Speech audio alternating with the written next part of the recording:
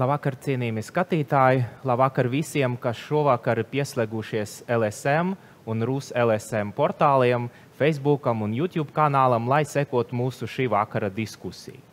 Diskusijas temats ir mākslinieka atbildībā ilgspējīgai demokrātijai krīžu laikmetā. Mani sauc Denis Hanovs, esmu Latvijas Mākslas akadēmijas profesors un šovakar arī moderēšu šo diskusiju, kas norisinās ļoti interesanti un saistoša projekta ietvaros, proti tā ir varbūt diskusiju cikls ar nosaukumu Bez punkta uz I, kā šis nosaukums liecinā, šī ir principiāli atvērta diskusija, mums ir viedokļu dažādībā, mēs strīdāmies, mēs atveram durvis diskusijai, kurā varam arī apkopot viedokļu dažādību, to intensīvu dažādību, kas pastāv Latvijas sabiedrībā.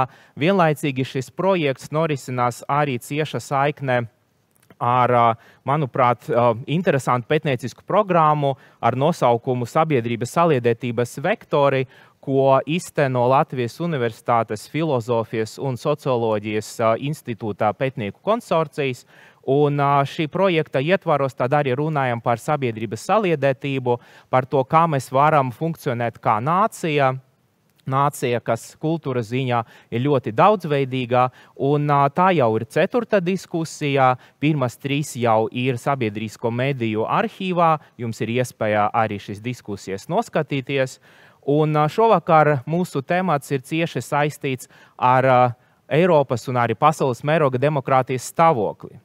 Nav noslēpums, ka vairākas valstis arī Eiropas Savienībā, vairākas partijas, arī vēlētāji, diemžēl, spēlē diezgan bīstamo spēli ar autoritāram tendencēm un noskaņojumiem, bieži arī tic sazvērestību teorijām, noliec cilvēktiesību universālu dabu, veido jaunas hierarhijas, un šķiet, ka mēs sākam aizmirst tos demokrātijas sasniegumus, ko patiešām esam izcīnījuši vairākos gadu desmitos. Atcerēsimies arī to, ka trešā atmodā nacionāla kustībā bija veidojusies brīvības un demokratizācijas apstākļos. Mums bija ļoti svarīgi atgriezties atpakaļ Eiropā, demokrātijas un brīvības Eiropā. Par to arī šovakar mēs runāsim tādā starpdisciplinārā grupā, par ko mazliet vēlāk, bet es gribētu vēl tikai minēt, ka šai diskusijai mums bija nepieciešams arī filozofs, cilvēks, kas varētu ielūkoties mākslas teorijā un mākslas filozofijā. Mēs bijām aicinājuši piedalīties šajā diskusijā arī profesoru, tulkotāju, filozofu Igoru Šuvajevu. Diemžēl liktenis sprieda savādāk, un pavisam nesen profesors ir devies mūžībā. Mums ļoti pietrūkst viņa klātbūtnes. Es ceru, ka viņš kaut kādā veidā metafiziski šovakar ir klāt, un mēs turpināsim mūsu diskusiju ar pirmo jautājumu. Pirmkārt, es palūgtu visus šodienas dalībniekus arī stādīties priekšā, un vienlaicīgi arī ievadām atbildēt uz jautājumu, kādēļ mums vajadzētu Latvijā šodien runāt par mākslinieku atbildību, kādēļ mēs par to runājam tādā īpašā diskusiju ciklā, kādēļ mēs nerunājam par autobusa vadītāju vai par frizieru atbildību. Kādēļ mākslinieks un māksla? Lūdzu. Jā, labvakar, Denis, labvakar visiem. Prieks tikties tiešām ļoti interesantā kompānijā. Ar visiem ziņojamies iepriekš un arī vienojamies par tikšanos šovakar šeit un tagad. Es esmu Laura Groza, režisore, kas šobrīd arī pārstāv vienlaicīgi Mihaila Čeho Rīgas Krievu teātra mākslinisko stratēģiju un māksliniskās stratēģijas virzību un izveidu. Un viena no manām iniciatīvām arī šī diskusija platforma. Atbildot, Denis, uz jūsu jautājumu, kāpēc ne autobusu šofers vai pārdevēja, tāpēc, ka mana dziļākā pārliecība ir, ka spēcīga mākslinieckā personība, tāpat kā jebkurš spēcīgs līderis, ir apveltīts ar Dieva dotu harizmu un ārkārtīgu jaudu un spēku, un tā ir tā viņa atbildība viņu virzīt nevis destruktīvā naratīva veidošanā, bet uz kaut kādu attīstību un augšupēju, un tas nenozīmē uz kaut kādu kādu pareizo vai nepareizo, pat tā lūdzu nesaistīsim šīs lietas ar politiku, bet uz lietām, kas iedvesmo un kas kaut ko tiešām pasauli sakrāso krāsaināku. Tas, kas ir atbildība māksliniekam, kam ir dota šī dieva dzirksts, nepārdot tiešām dvēseli kādām konjunktūrai vai merkantīliem nolūkiem, un diemžēl tas ir liels izaicinājums ne tikai tiem, kam tas ir, arī tiem, kam tas nav, un tad tas ētris tiek piegružots ar ļoti daudz, liekas, gružveidīgas informācijas. Tas tā sākumam un iesākumam. Jā, paldies. Tad turpināsim. Mani sauc Ervīns Vārda, esmu rakstnieks un putnu fotogrāfs un kas tik vēl nē. Bet atbildot uz šo jautājumu, skatījos raidījumu, kurā piedalījās tāds krievu mūziķis Aleksandrs Lērckis, un viņam prasīja, kāpēc viņš neiet uz vēlēšanām, un viņš atbildēja, ka viņš ietekmē pasauli citā veidā. Un tas mani pamudināja padomāt, ka tas veids ir krietni lielāks par vēlēšanām, un tas ir tas, ko arī tu, Laura, saki par to kaut kādu uzbūvēšanu, kaut kādas pasaules uzbūvēšanu. Es nezinu, vai autobusa šoferis ir gluži salīdzināms, bet kaut kādā ziņā, jā, katrs mēs radam pasaules, un no tāda viedokļa, protams, ka tā ir atbildība, bet tāpat laikā piekrītu arī tai politikas nostumšanai nost, jo tā ir tomēr katra personīgā atbildība, un tur kritēriji ir diezgan izplūduši. Vēl viena versija. Labvakar visiem. Mans vārds ir Indulis Paičs. Es pēc savas pamatizglītības esmu teologs, un šajā nozarē, ja tā drīkst teikt, arī darbojos visus šos gadus. Priecājos būt šeit, jūtos pagodināts, mēģināšu nest savu pienesumu. Un man liekas, ka tā atbilde ir tāda, ka mēs dzīvojam sabiedrībā, kura ļoti meklē kaut kādus orientierus un patiesībā skatās uz tiem cilvēkiem, kas rada kaut ko pārējie var labā nozīmē vai netik labā nozīmē patērēt. Un es domāju, tā ir tā starpība. Droši vien atbildība ir pilnīgi katram cilvēkam, katram sabiedrības loceklim, bet mākslinieks vairāk vai mazāk grib pēc definīcijas būt publiska persona, cilvēks, kurš savas domas nepatur tikai pie sevis, bet kaut kā māk viņas paust. Un līdz ar to mēs dzīvojam tajā vidē, kur šīs domas tiek paustas. Un kādas viņas te mums apkārt ir, tas mūs ļoti ietekmē. Tā kā es domāju, tā tiešām ir ļoti atsevišķa īpaša tēma. Paldies. Tad droši vien mūs sagaida vēl viena versija. Labvakar. Es esmu Sandra Krastiņa, gleznotāja, māksliniece. Un es domāju, ka visas varas un visi laiki zina un to pazīst, ka māksla ir ļoti iedarbīgs līdzeklis, ar ko var ietekmēt sabiedrību. Māksla ir tas mēdījis, ar ko lielai sabiedrības daļai vai ar viņu var faktiski manipulēt. Jo cilvēki, pret jebkura mākslas veidu, tas ir teātris vai kino, vai mūzika, vai glezniecība un vizuālā māksla, viņš ir savā veidā, viņš tā ļaujās, viņš uzticās. Un līdz ar to tādu mākslas valodu vai mākslu menedžēt visas varas ir vēlējušās. Un te iestājās tā mākslinieka atbildība. Vispirms tā ir cilvēka atbildība, jo katram cilvēkam un arī māksliniekam ir sava pozīcija. Un saglabāt to savu autorības vertikāli, saglabāt to tiešām to savu izvēli un neļauties ar sevi manipulēt. Un tie līdzekļi, kā manipulē ar māksliniekiem, ir milzīgs arsenāls. Īstenībā tas ir jautājums māksliniekam visu mūžu garumā. Un tā ir atbilde. Paldies. Mēs noslēdzam, tā teikt, pirmo ciklu. Sveiki, man sauc Kaspars Lielgaulis, un es esmu tāds vairāk kultūra dzīves aktivizators. Un es domāju, ka mākslinieks savā ziņā ir tā paša izvēlētā profesija, kas varbūt ir vismazāk kaut kādos rāmjos. Protams, katrs mākslinieks izvēlas savu formu un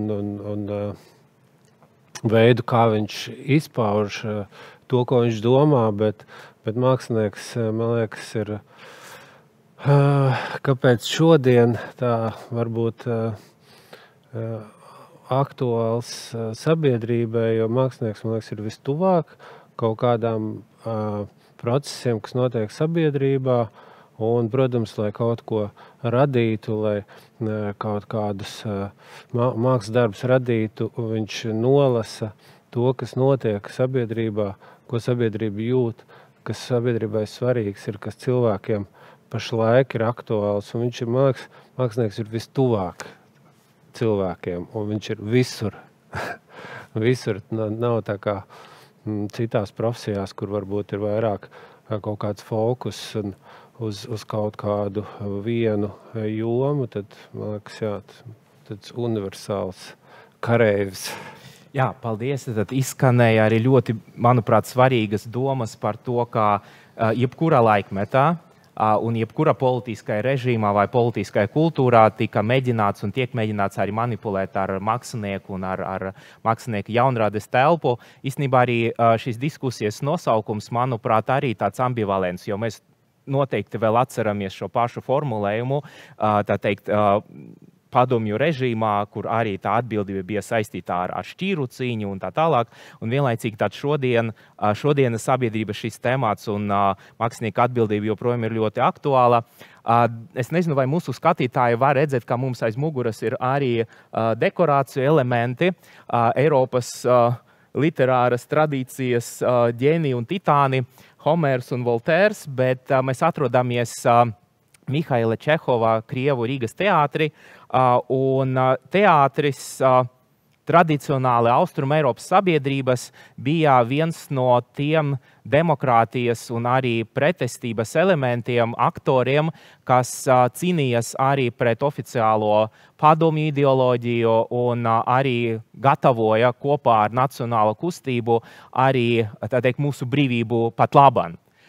Teātris runāja valodā, kuru varēja atšifrēt tie, kas gribēja saredzēt tekstu starp rindiņām, un kā mēs labi atceramies arī no Brodska tekstiem, izauga vesela paudze, kas lasīja starp rindiņām un bija apsesta ar literāro tekstu, kā ar brīvības elpu.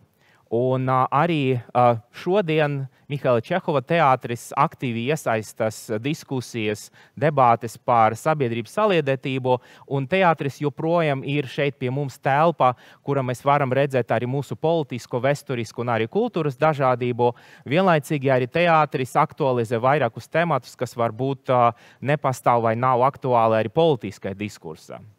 Un šī vakara diskusija ir tāda netieša veida saistīta ar jaunu pirmizrādi, kas notika šeit teātri pirms 2 dienām, pagājušajā sestdienā. Runa ir par Nikolaja Gogoļa noveli Portrets. Šī novele pieredzēja savu jauno veidolu un saturu Esteras Bolas, Krievu, Francijas dramaturģis versijā. Estere ir zināma arī Austrum Eiropu un arī Latvijā, kā izcila dramaturģe. Šajā teātrī arī ir vairāk viņas darbi iestudēti, un pat labi viņa dzīvo un raksta arī Francijā.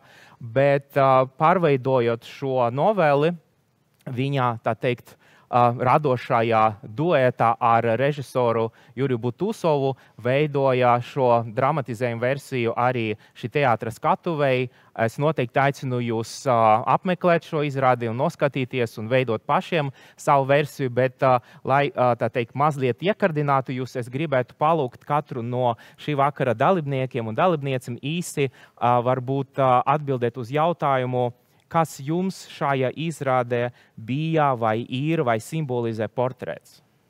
Tieši portrets man vairāk tieši tas atkal tā fabulas virsvērtība. Tas ir tas pats, tā pati fabula, kas ir Wilda Dorian Gray portretā, Dorian Gray portrets, ko es pat esmu iesudējis laiku atpakaļ, tāpat arī šis faustiskais motīvs.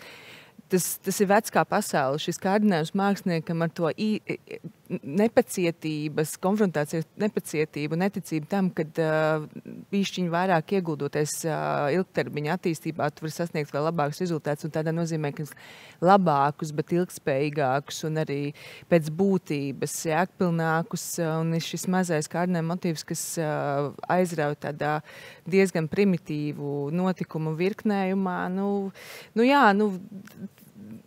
viņš atkal nostrādāja. Tā kā tas, man liekas, tāds paradoks, kad es saku, ka cilvēki mācītos vismaz no citu cilvēku kļūdām, bet ja no savējām viņi mācītos vispār būt skaista pasauli, bet tā nekad nenotiek, līdz ar to raksta, cik gribi, bet mēs vienmēr esam turpat.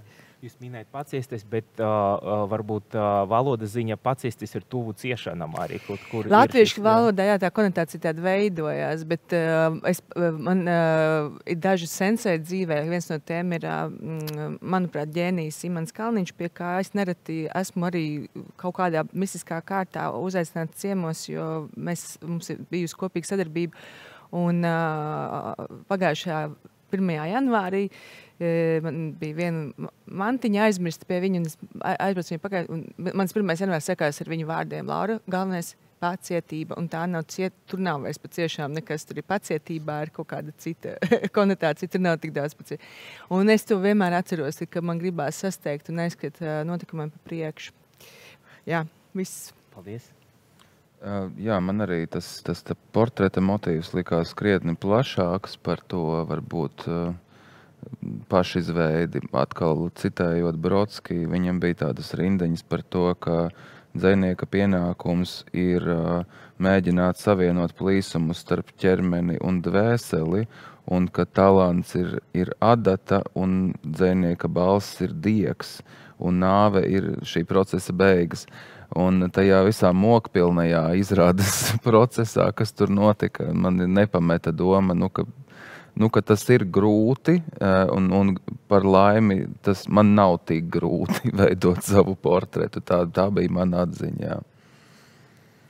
Jā, es vispirms gribu dalīties savā iespējā, ka tā ir viena no neparastākajām un tādām filigrāni nostrādātākajām izrādēm, kādu man ir nācies pēdējā laikā redzēt, kas tādā ziņā pat par sevi ir ievērības cienīga. Un viņi atstāja, protams, skatītāji ar ļoti daudzām iespējām, kā interpretēt to, kas ir noticis. Un pilnīgi skaidrs, ka tas nav tikai par māksliniekiem, kā kādu atsevišķu sabiedrības daļu, bet tas ir par mums visiem, kas kaut kādā ziņā šos portretus veidojam. Un ja man tas jautājums par to portretu, es domāju, portrets ir ļoti spilgts tēls, arī psiholoģijā, starp citu, labi pazīstama lieta. Kā tas ir, ka mēs veidojam kaut kādu imidžu par sevi. Un no vienas puses šis portrets var atsekt kaut kādu dziļāku patiesību, nekā varbūt pirmā acu mirklī mēs dabūjam tad, kad mēs paskatāmies vienkārši uz sevi vai uz citiem. No otras puses portrets ir lieliski iespēja arī aizsekties. Ja? Un tā, man liekas, arī ir šī gan mākslinieka, gan katra cilvēka liela atbildība. Ko tad es īstenībā daru? Vai es paslēpjos aiz tā savu imidžu? Jeb varbūt caur to es sevi izpaužu, parādu šajā pasaulē? Un vai es līdz ar to vairoju to, kas jau tika pieminēts, manipulācija, neīstumu, jeb gluži otrādi es atsedzu kaut kādu īstumu, kas vienmēr ir risks, ka man var pārprast, man var ievainot, bet te pašā laikā tas ir tas ceļš uz to saprašanos un dziedināšanu. Bet var jau gadīties, kā portrets var sakt arī savu patstāvīgu dzīvi, vai ne? Arī tad, kad mēs cenšamies to kontrolēt, un tas nesanāk. Neapšaubām. Un es domāju, ka tāda atziņa par to, ka mēs saugam ar tiem saviem portretiem, un ka mēs beigās nonākam paradoxālā situācijā, kad cilvēki faktiski viens ar otru nesaskarās, bet saskarās tikai šie priekšstati, šie imidži, šie tēli, kas ir vienam par otru un kas tiek rādīti. Un es domāju, tā ir mūsu pasaules realitāte. Mēs dzīvojam tādā mazliet šai ziņā neīstā pasaulē, kur skatāmies viens uz otru caur sociālo tīklu kaut kādiem tēliem, kas mums ir rādīti acu priekšā. Un tur arī var tādi bubuļi un tādi tēli izveidoties, ka pēc tam mēs tiešām nesaprotam, kā mēs vispār varam saprasties. Un ir ļoti sāpīgi jānoplēš tie portreti nost, tās maskas, lai mēs satiktos kā cilvēki, kas tomēr izrādās esam tik līdzīgi. Jā, jo novēlē īstenībā mākslinieks ir arī sajūtas prātā un saslima un nomira. Jā, lūdzu, tad Sandra, jūsu versija. Es laikam to izrādu sapratu savādāk, jo Man tas pamat jautājums arī kā māksliniecei izrādē bija, protams, jebkur radoša autora mūžīgais jautājums, cik ļauties kārdinājumam un cik saglabāt to patību vai paša izvēli vai paša gribu. Un tad viņš tur plosījās starp šīm divām izvēlēm, bet es gribu pateikt to otru, tā kā aspektu. Tad, kad mākslas darbs ir radīts, autors viņu vairs nevar ietekmēt. Un te ir tā runa, un kā viņš strādā uz sabiedrību, un kā viņš strādā uz skatītāju, un kā mākslas darbs strādā ilglaikā. Brīžiem pats autors, es varētu runāt par glezniecību, viņš pat īsti nevar to nokontrolēt. Jo tas ceļš, kā ir, droši vien arī teātrī un literatūrā un visur, mākslas darbam vienā brīdī ir pašam sava loģika. Un tev vienkārši kā autoram ir jādzird tā loģika. Un tā kā jādzird un nevis jāuzspiež sevi, bet tā kā jādzird, ko tas darbs saka. Un tādā aspektā es arī skatījos to izrādi, jo es domāju, es cilvēks un mākslas darbs, tas dialogs starp vienkārši cilvēku, kas ir aizgājis un ar otru rokā un to mākslinieku, tur arī ir dialogs visu laiku. Un tur ir tas dialogs starp labo un ļauno, starp vājo un stipro, starp risku un nē, to es labāk nē. Ja? Tas dialogs ir visu laiku. Par to, manuprāt, bija izrāda. Tikai tāds sakāpināts un, protams, graujoši traģiski. Jā, bet laikmetīgai mākslai jau mākslas darbs nekad nav pabeigts. Tas ir tāds atvērts, jo ļoti, ļoti mainījies mediji, vai ne?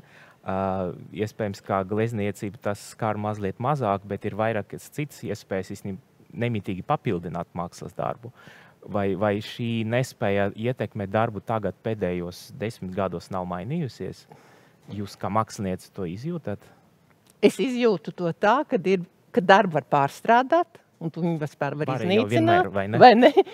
Un vienkārši tas tomēr ir tajā, vienkārši klausies, jā. Viņš var būt nepabeigts, bet tur var būt viss pateikts. Kaspar, un jūsu versija? Jā, es tikai varu piekrist tam, kad izrāda bija tiešām ļoti atvērta dažādām domām, dažādiem pārdzīvojumiem, skatītājiem, zālēm. Man liekas, tur katram bija pilnīgi kaut kāda sava versija, ko viņš saskatīja šajā te portretā. Jo es tagad klausos un domāju, jā, interesanti, man atkal es vairāk to uztveru tā kā tāds, tas portrets, tas esi tu pats, un ir savā dzīves laikā ir kaut kādi periodi, kaut kādas situācijas vai kaut kādi vecuma krīzes, kurā tad tu mēģini to savu portretu radīt, un ja no sākuma tu vairāk tā kā rada šo portretu skatoties uz ārpasauli, tad kaut kādos nākamajos dzīves krīzes brīžos jau tu vairāk fokusējies, vairāk uz sevi un uz sevi beigās. Jā, es arī domāju par to. Interesanti, kā šajā izrādē mēs vērojam tā kā visu to vecuma spektru un kā dramaturgs un režisors varēja paredzēt, kāda attieksme pret šo savu pašportretu būtībā būs tādā vecumā, kurā viņi vēl nav nonākuši. Arī tas bija tāds interesanti vērot, kāda ir tā viņu versija. Un, tā kā, jā, man liekas, izrāda ļoti interesanti un ļoti veicina dažādas pārdomas. Lūk, cienījami skatītāji, mums ir 5 īsas recenzijas. Jums noteikti ir pašiem jāspriež, un es domāju, ka šovakar mēs varam mēģināt sasaistīt pirmo izrādi ar jau pieteiktiem jautājumiem par Latvijas sabiedrību, par to, kā mēs funkcionējam kā sabiedrība, kas mums ir kopīgs, ko nozīmē dažādība, kādi tur ir izaicinājumi. Un šeit pie pretējiem kulīsiem ir arī Molberts, to mēs arī šeit redzam. un pagaidam tukšs vai ne. Un arī pašā izrāde bija nemitīgas sarunas, kas atkārtojas par to, kādas ir attiecības starp vēl nenotikušo mākslas darbu un mākslinieku, bailes un dažas citas versijas un emocijas. Un tad es gribētu jums piedāvāt tagad, atgriežoties pie mūsu sarunas par Latvijas sabiedrību šodien, varbūt mēģināt ieskicēt to, kāda ir patreizēja Latvijas sabiedrība. Iedomājamies, turpinot varbūt šo Gogoļa tādu gotiskas novēles gaisotni, kā pie jums ierodas Latvijas sabiedrības alegoriska figūra, kāds interesants, nesaprotams tēls, un gribētu lūgt tātad veidot šo portretu. Kas būtu tas būtiskākais, ko jūs varētu piefiksēt, ja mēs runājam par to, kāda tagad ir Latvijas sabiedrība? Mazliet varbūt plašāk, kas jūs kaitina šajā sabiedrībā, kur jūs redzat kaut kādus lūzumpunktus, kas atrodas kustība, kas varbūt stagnējas, varbūt tādas nelielas 5 skices. Lūdzu, Laura, tad sākam. Mēs esam kā rindiņā. Nu, labi. Tad es sākšu. Tas, kas mani, teiksim tā, nevis kaitina, man vairs īstenībā nekas vairs nekaitina, un arī daudz nekas vairs nepārsteidz, bet tas, kas mani pat kaut kādā ziņā smīdina, ir tādi histēriski eksaltētības brīži mūsu sabiedrībā. Kā viens no piemēriem ir tikko arī notikušais Eirovizijas koncerts, es tā viņu laikam nosauku. Nu, tad visi tā kā apstājās satiksmu uz ielas, jā, jo Dons ir ieņēmis 16. vietu. Nu, forši, bet tas, man liekas, stipri pārspīlēts. Liktos, nu, varbūt, ja viņš būtu atklājis kādas, nezinu, smagas slimības, zāles, kas izmaina visu pasaules griezumu, protams, bet kā, mēs iekrītam uz tādām ļoti tādām vienkāršām emocionālām lamatām. Tās ir tādas lamatas, un tad visi tā kā atceļās, visa sadzīve tajā brīdī, jo mēs svinam šos svētkus. Svētki nekad nevar būt par daudz, bet nu, viņiem jābūt samērīgiem ar to arī ikdienas pienesumu, sabiedriskā labuma celšanai. Tas ir viens tāds, protams, otra tēma, kas šobrīd man ir aktualizējusies saistībā ar darbu šajā teātrī. Es redzu šo ārkārtīgo sašķeltību, un tieši tā, ka tā sašķeltība pat nav tādā ziņā objektīva, kad ir kaut kāds konflikts. Viņš arī eksistē, protams, ir sevišķi sociālie tīkli, ir brīnišķīga platforma, kur visu laiku arī eskalēt šīs lietas, bet vienkārši ir nezināšana vienai grupai par otru. Šobrīd tas mainās. Krievlodīgie cilvēki vairāk uzzina par to, ko domā latvieši, un latvieši arī ir šobrīd daudz vairāk sastopami šajā teātrī, kas nozīmē, ka mēs sākam beidzot viens otru kaut vai fiziski ieraudzīt. Līdz tam mēs viens otru tā kā nojautām, un tā kā bišķiņ ir šis mūžīgais tas baiļu mākonis, kas, nu, būsim reāli, es esmu arī uzaugusi ar to, kad ir visu laiku šis te kaut kāds tas mitoloģiskais baiļu tēls radīts latviešu bērniem bērnībā, kad, nu, tad šī ir tā nācija, ar ko mēs īsti nedraudzējamies. Kas, protams, neatbilst patiesībā. Līdz ar to, nu, ir šis tilts jāved, un es to visu laiku atkārtoju. Man ir žēl, ka man ar to ir jānodarbojas pēc 30 un vairāk gadiem neatkarīgā valstī, jo, nu, tad, ko tad darīja tie cilvēki pirms manis? Kāpēc viņi nav šos integrācijas jautājums, reāls integrācijas jautājums ar viņiem darbojušies? Jo 30 gadi, tas ir vesels pusmūžs vai trešdaļa no veselīga cilvēka mūža. Līdz ar to tas ir tas, kas divas lietas, man liekas, šī pārmērīgā, histēriskā, latviskā tāda sevis aizmiršanās, eiforiskā aizmiršanās kaut kādos kultos un rituālos. Es to tiešām tā arī redzu. Un otrs, šī tiešām objektīvi sašķeltā sabiedrība, kur tikai pamazām mēs viens otru ieraugam, un izrādās, ka tas vēlns nav tik melns. Viss, kā man tas tā likās. Jā, paldies. Mēs varam arī pārtraukt šo apli. Nav nepieciešams nemitīgi atkārtot šo secību. Ja kādam ir ko teikt, lūdzu droši, var arī paklusēt. Mums ir dažādas iespējas piedalīties šī vakara diskusijā. Vai tomēr turpinām? Droši. Es gribētu papildināt patiesībā, un es noteikti neuzņemtos to portretu taisīt, pilnīgi noteikti, tāpēc, ka tā būtu tāda reducēšana. Ir tendences, kas man vairāk patīk un mazāk patīk, bet es aizvakar vai vakar, kad notika kaut kāds tur hokeja atkal kaut kas, kliedza uz ielas sārauj, un es braucu un domāju, kāpēc vajag bļaustīties. Nu, sarauj, tad sarauj, kāpēc jākliedz. Varētu tā klusāk drusciņu un tā. Otra mūzika skanēja baigi skaļi. Es domāju, ka es vispār esmu pesimistiski noskaņots un nelietoju vārdu mēs šajā kontekstā. Man ar to vispār ir grūtības. Bet, ja es parunāju ar kaut kādiem atsevišķiem individiem, es nezinu, ar bezpajumtnieku, kura stāstu es esmu spiests uzklausīt un stundu klausos, kā viņam iet, vai kaut kādu pārdevēju, vai nezinu, palasīt tos pašus komentārus vai atsaucīgo māmiņu formu, tad tas portrets, dien viņu vajag atdalīt no sociāliem, tas, kas tur izskanēja, vai ne? Un atdalot no sociāliem, es pieļauju, ka tiešām tas portrets varētu būt salīdzinoši nekaitīgs, bet parasti ir tā tiešām, ka kāds bļauj sarauj un to sadzird skaļāk un tālāk, un tas negluži ir objektīvā realitāte. No otras puses vispār neesmu kompetents spriest par objektīvo realitāti, es kaut kādā iekšējā emigrācijā atrodos, un man ir labi tur. Jā, varbūt vēl versijas. Nē, es jau arī tikai varu pievienoties. Es domāju, ka pirmkārt portrets būtu ārkārtīgi raips. Manuprāt, tomēr ļoti, ļoti raips. Mēs varam tā sevi maldināt, ka tur ir kaut kādas tādas ļoti kopīgas tās līnijas. Man liekas, tās iezīmēs tikai kaut kādos kritiskos brīžos, tad, kad ir jācīnās ar kādu, bet tad ir jautājums, vai tas tiešām nāk no identitātes, vai drīzāk tie ir tie psiholoģiskie mehānismi, ka mēs apvienojamies cīņā pret kaut ko. Man liekas, ka tā mana kopējā sajūta par Latvijas sabiedrību ir tāda, ka jā, viņai trūkst kaut kāda, es atvainojos, varbūt izklausīsies šausmīgi augstprātīgi, kaut kādas bišķi dziļuma dimensijas.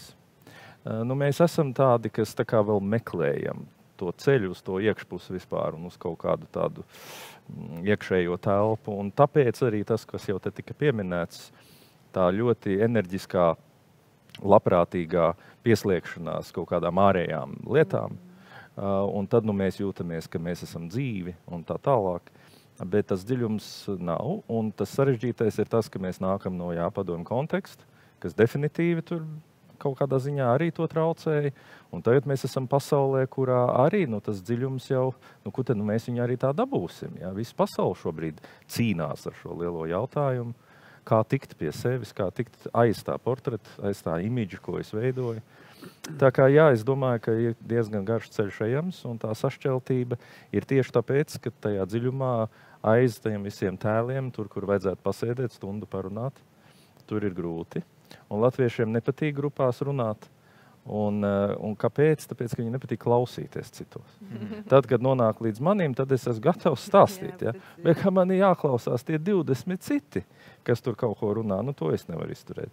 Un tas nozīmē, ka jā, kaut kā mēs nedzirdam viens otru un jūtamies līdz ar to savā ziņā tomēr izolēti.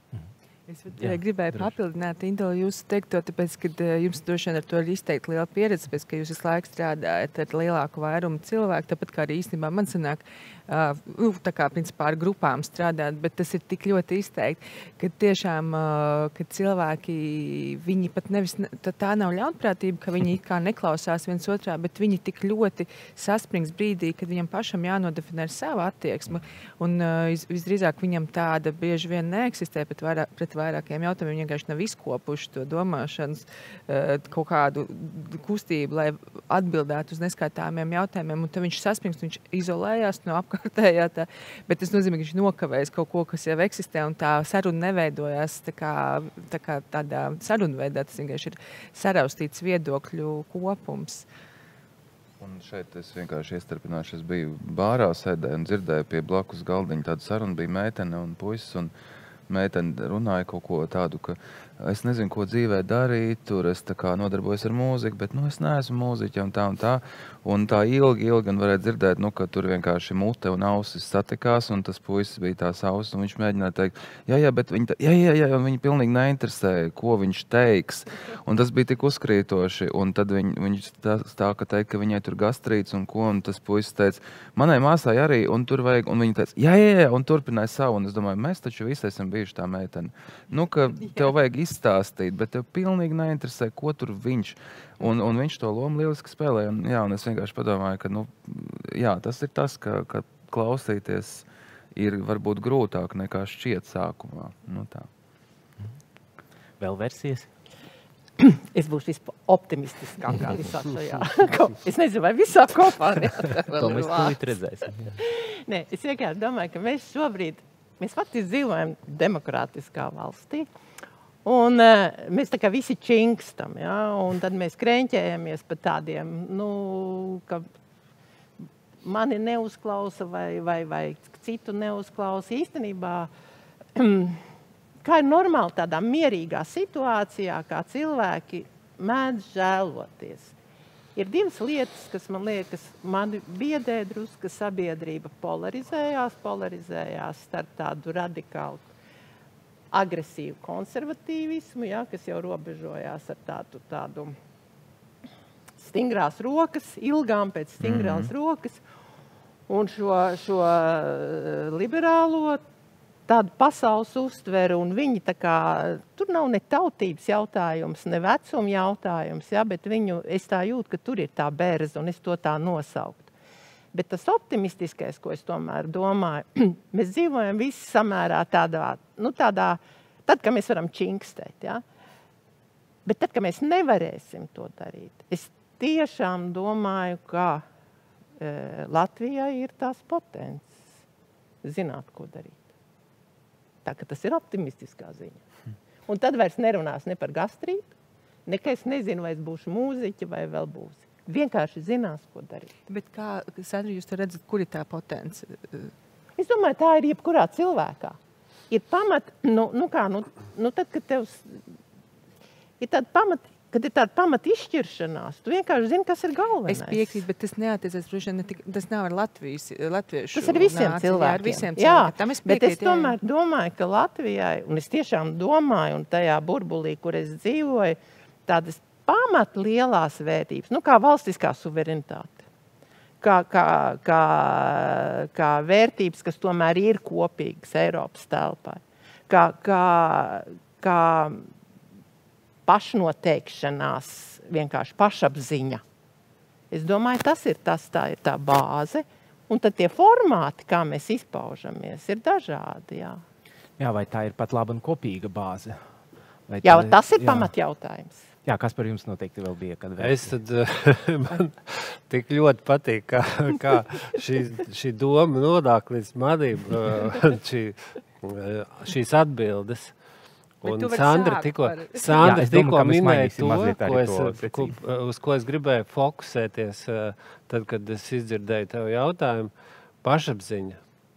Man liekas, ka tā pašapziņa ir tieši tas, kas pēdējos pāris gadus es esmu sajūtis, tā kā tas ir, latvieši tur var uzvarēt tur hokejā, ja, tur tos jaudīgos. Pirms tam nevarēja, tāpēc, kad vienkārši nebija šīs pašapziņas. Kāds par jūs vakar skatījāties hokeju, jo es skatos.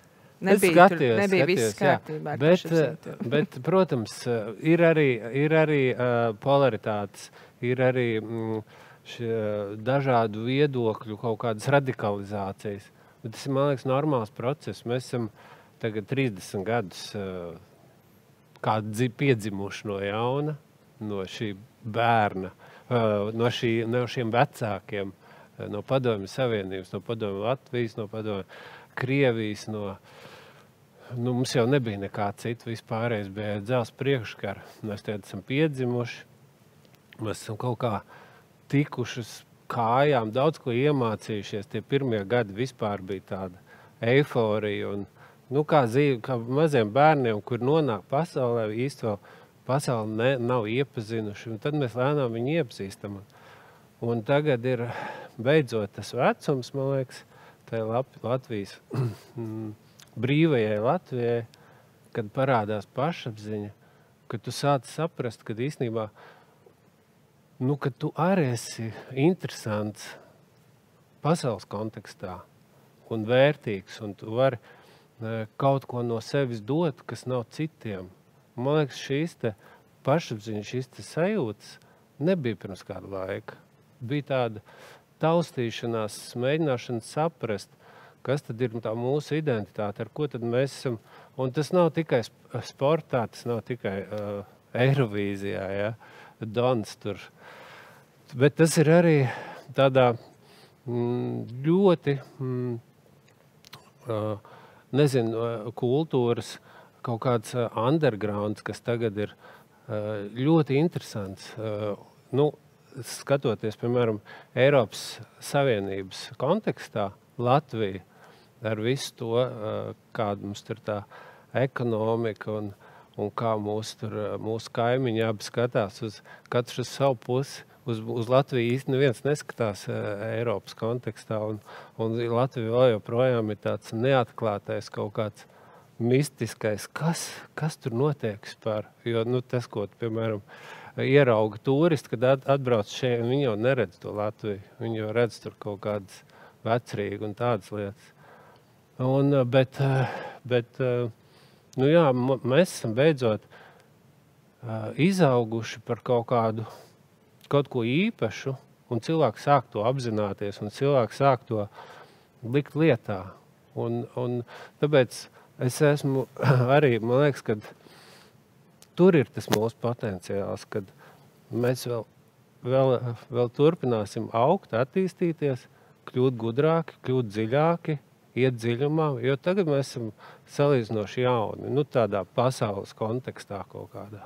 Tad tas mans tāds vērojums. Es gribēju nopaļot šo jautājumu. Es vakar tiešām ļoti patīk skatīties sporta spēles, bet tieši tikai to čempionātus neskatos līdz izslēgšanām. Tās izslēgšanas spēles man mazāk nesē, tāpēc, ka tā ir tāda fizkultūra vairāk, bet tā, kas ir čempionāti, tas ir tiešām jau arī robežojas tāda mākslas akta un psiholoģija ļoti lielā mērā. Un es vakar skatījos hokeja. Tad sabiedrības spogulis būtu. Jā, bet ar hokeju vakar bija tā, ka par to pašapziņu tieši par to es vakar daudz aizdomājos, tāpēc, kad puiši viņi cīnās, un tajā brīdī viņiem kā reiz pietrūk šī dimensija, šī pašapziņas dimensija, jo vienā brīdī viņi sašķīst, viņi nav vairs komanda, viņi sašķīst, jo viņi vienkārši tā kā netic.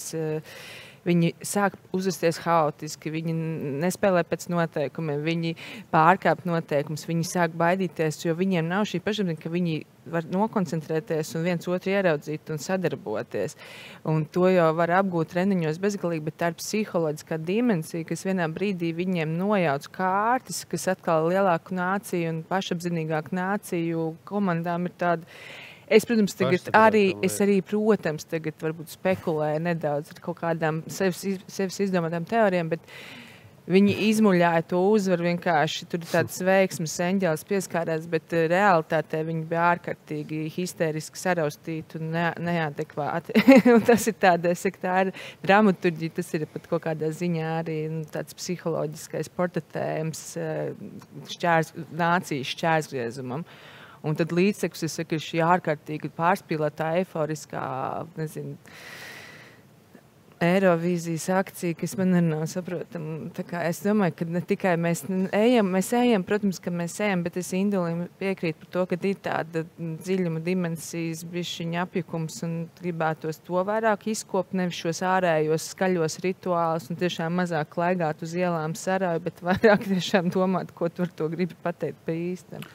Te es iestrapināšu drusku optimismu. Es arī novilku uz leju. Jā, es ievācos jaunā mājā un nevienu kaimiņu nepazinu. Un viņi sveicinās, saka, labdien. Es arī sāku sveicināties. Es jau nebūtu pret, bet, ja viņi pirmie sāk, tad jau es arī labprāt. Bet tu pirmais ne? Tur bija kaut kā tā, ka... Škautrīgi. Es esmu emigrācijā, es nezinu. Es kaut kā, tas bija, viņi mani apsteidza patiesībā. Un tad mēs tagad visi sveicinamies. Un tad viens nesveicinās, un es uzreiz domāju, kā tu tā vari nesveicināties, vai ne? Bet es par to, ka ir pamats domāt, ka labais piemērs arī tomēr pavelk, un tā pašapziņa droši vien, galīgi nav tukšs vārds. Jā, kas par tevi bija vēl vērts? Es tikai gribēju Lauras teikt to papildināt ar to, kad tā pašapziņa jau nav jau tā, kad un mēs visi tie paši, mums ir tā pašapziņa, ka tas arī ir tomēr tāds lēns process, kad tā pašapziņa arī jānostiprina. Un, protams, kad ir parādās kaut kāds pašapziņas mirklis, un tad liekas, jau viss ir kārtībā, un nākamā rītā mēs pamostamies, un atkal viņas nav. Bet viņi būs, viņi pamazām. Nākamais rīts vēl ir. Jā, viņi ir atkal Vēl ir nākamais nākamā rīts. diena, Mums jau ir jau pirmā stunda jau notikusi, ko nozīmē atkal viņu pazaudēt, bet mums jau tā pieredze ir, un mēs jau otrais jau tas nāks vieglāk. Un īstenībā, ko es aizmirsu pateikt, kas arī man runājot arī mazliet atceroties par šo izrādi, ko mēs visi redzējām, kad tā pašapziņa īstenībā, man liekas, ka arī Ukraina ir, un viss tas karš ir pamodinājis vairāk. Tas sāk notikt straujāk, tā pieaugšana. Jā, tādas ir 5 skices par Latviju. Varbūt vēl kaut kas piebilstams pēc tā, ko jūs Nē, es tikai gribēju par to pašapziņu vēl piebilst. Man liekas, ka tāda patiesa pašapziņa ir neuzkrītoša. Ja pašapziņa ir uzkrītoša, tad man vienmēr ir aizdomas, ka viņi slēpj atkal kā zem šī imidža kaut ko, kas īstenībā tomēr prasa sevi nemitīgi apliecināt un pierādīt, un līdz ar to nejūtas droši. Un es tiešām piekrītu, ka tur ir vajadzīgs ļoti ilgs laiks, lai nonāktu līdz kaut kam.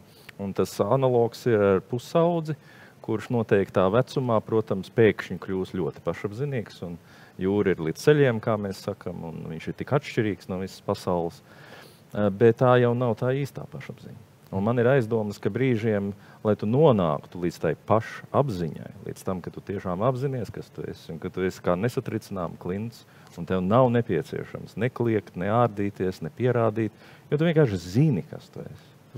Nu, tas ir kaut kas, kam mēs augam pretī, un tur tiešām taisnība ir vajadzīgs laiks, jo Jungs pats teica, līdz 40 gadiem cilvēks, viņš tikai iesildās. Jo tas ir laiks, kurā viņš vienkārši apgūst ārējo pasauli, un tad viņš pēkšņi pamostās, ka viņam ir tā iekšējā pasaule. Un tad viņš sākas interesantākā dzīves daļa, kurā tu tad mēģini saprast, kas tu īstenībā esi. Dalai Lama ir teicis, labākā garīgā praksa ir tāda, kuru neviens neredz. Jā, Bet nevienam māksliniekam nav izdevīgi, ka viņu neviens neredz. Jā, bet noteikti mūsu skatītāji novēro tagad mūsu diskusiju un arī palīdz mums laiku pa laikam atgriezties pie mūsu šīs diskusijas galvenā temata, arī pie jautājuma par mākslinieku atbildību, un mums ir iespēja arī sasniegt mūsu šodienas šī vakara diskusijas dalībniekus, arī sūtot savus jautājumus. Un viens no jautājumiem mūs jau sasniedza no Kristīnas Hudenko, kas ir Delfi žurnāliste, jo arī Delfos ir pieejama mūsu šī vakara diskusija. Un jautājums ir šāds. Tas arī tiešām atgriež mūs pie jautājuma par atbildības un brīvības sarežģītām robežām. Proti, jautājums ir šāds. Sociālos tīklos milzu rezonanci parasti izraisa Kristiāna Brektes darbi. Drosmīgs murāla apgleznojums skolā, lieldienu izrāde ar olām un okultiem rituāliem. Vai tas ir pašizpausmes robežas? Kādas cilvēka jūtas nevar ievainot radošums? Vai var? Jautājums ir visiem. Mēs atstājām pagātnē, tagad ir absolūti brīvais mikrofons. Tātad atbildībā, brīvībā, ievainot.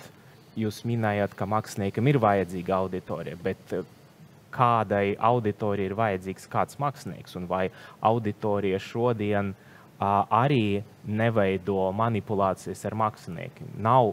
Es piekrītu, mēs dzīvojam demokrātijā, kas ir ļoti trausla, kas ir jāaizsargā, kas visu laiku jāveido un jādefinē no jauna, bet ir arī vairākas iespējas arī demokrātiskajā sabiedrībā ierobežot brīvību, manipulēt ar to, iebaidīt gan žurnālistus, arī, gan režisorus, gan arī māksliniekus. Ko mēs varētu atbildēt kolēģi no Delfiem? Vismaz māksliniekam nevajag būt ļoti bailīgam, jo, ja tu gribi būt mākslinieks, tad tas tā kā mežā iekšā. Jo mākslinieki izvēlās dažādas stratēģijas.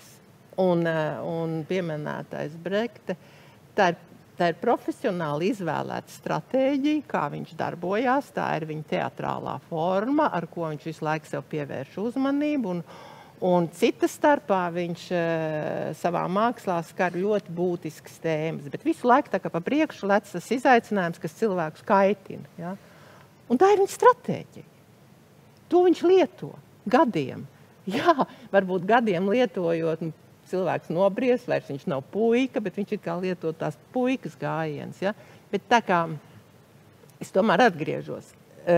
Rakstīt un likt tikai atvilknē, protams, to var. Bet tajā brīdī, kad tu publicē savu darbu, vai kāds grib viņu publicēt, ja, nu, tur jau rodās tas, tu pavērs prožektors pret sevi, un tad nāk tā rikošeta, kas ir uz mākslinieku. Vispār jau radīt mākslas darbu, jebkurā ir jau iedomība. Tā nav nekāda pieticība. Kad tu aizēji uz darbnīcu un domā, es tagad kaut ko darīšu, un tas būs labi, ja, tā jau ir iedomība. Un tad nāk tas nākamais pašdialogs, kas arī bija izrādē šeit, nu, protams, ar to dievu un vēlnu,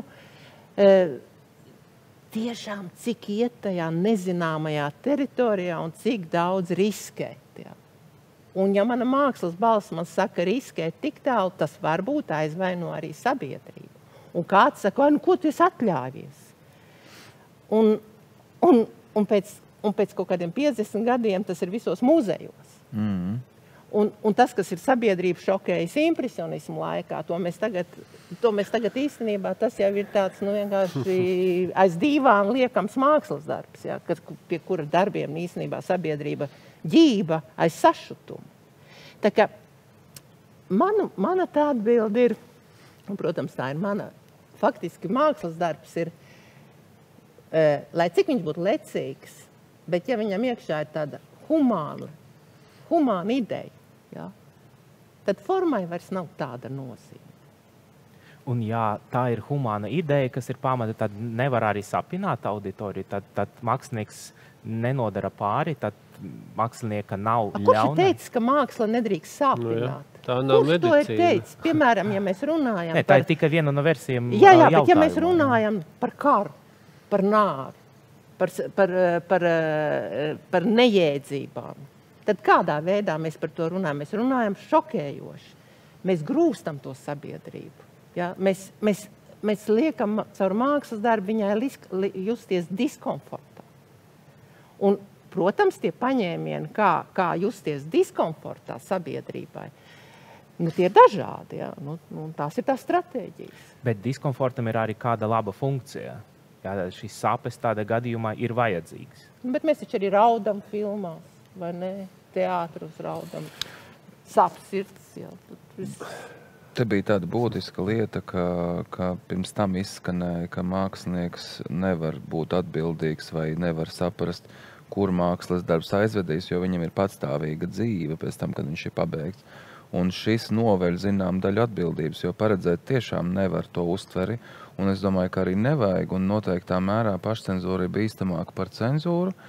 Un māksla var būt arī pļauka, un varbūt arī nepatīkama, un tam līdzīgi. Un es domāju, ka vislabāk uz to atbildēja kāda žurnāla redaktors, kuru es satiku vienā sapulcē, un viņš runāja par to, kādam jābūt šī žurnāla autoram.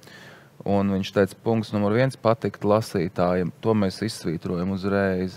Un balstoties uz šo, es domāju, ka principā nevar arī izmantot šo argumentu, ka mani tas aizskar, jo aizskart var jebkas, un mans pienākums nav tam pielāgoties.